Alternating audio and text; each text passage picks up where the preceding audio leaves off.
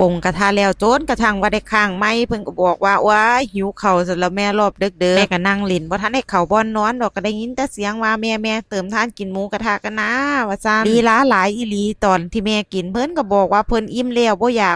กว่าซั่นพอตะเดึกมาจากน้อยท้องคือสิบกพี่น้องเอ้ยเบิ่งดูละเต็มกระทะอาญะเป็นตะอยากจะกินบ่หมู่เจ้าว่ามันก็ได้มาบอกกับแม่ว่าที่แรกก็ว่าสินอนแล้วล่ะแม่แต่ว่าคิดไปคิดมาคันได้กินคือสิแซ่บคักนี่ล่ะเน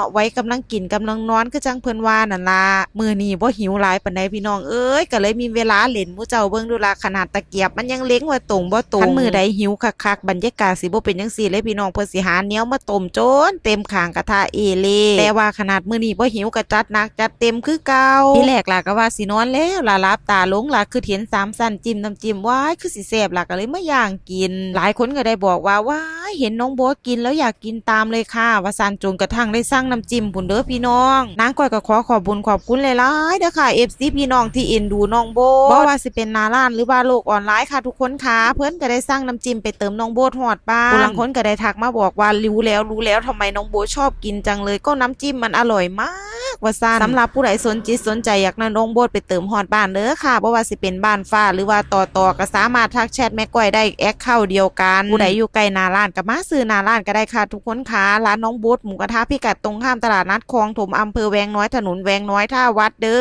อ